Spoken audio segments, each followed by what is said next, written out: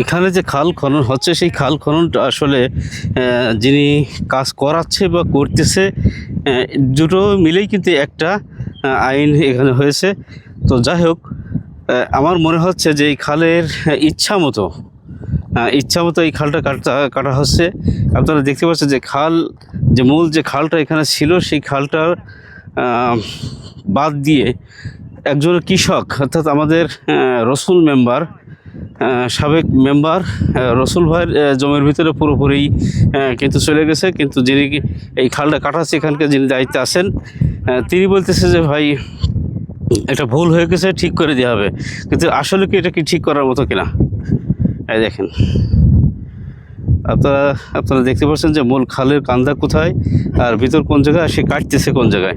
এটা কার স্বার্থে কেন এরকম করলো সেটা আসলে এই খালের জমি তো আমাদের, আমি জানি।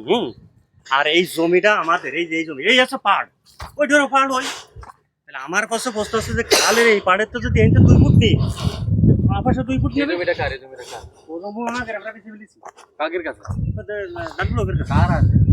সে যেই হোক না কেন, সেটা যেই হোক, এই হচ্ছে অবস্থা। মূল আইল হচ্ছে এখানে, খালের পাড় হচ্ছে এখানে, খাল যাবে হচ্ছে এখান থেকে পশ্চিমের পাশ দিয়ে, কিন্তু তা না যে যাচ্ছে এই পাশে, এই অর্থাৎ 12 ফুট এখানে যাচ্ছে হচ্ছে 4 আর 2 6 ফুট, 6 ফুট কাটা হয়েছে। এবং তারপরে আরও প্রায় 8 ফুট মতো মাটি ফেলানো হয়েছে। মোট 12 ফুট, একদম মোট 12 ফুট। এটা কৃষকের জমির ভিতরে চলে আছে। কিন্তু আর এক পাশে যেটা মূল খাল যেখান দিয়ে, সেখানে কিন্তু মাটি তেমন কাটা হয়নি। কোনো রকম চাইছে ছিল সেই পাল্টা করে যাচ্ছে। এই হচ্ছে এখানকার যে দুর্নীতি বলি বা স্বজনপ্রীতি বলি, এরকম একটা বিষয় ঘটেছে। কেন এরকম হচ্ছে এটা অবশ্যই তদন্ত হওয়া উচিত বলে আমি মনে করি। ভাই, আপনি কি মনে করেন ভাই?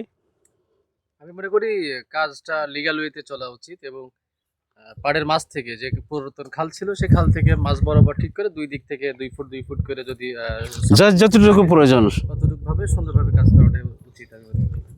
এই হচ্ছে এখনকার অবস্থা। সবাই ভালো থাকবেন, দোয়া করবেন।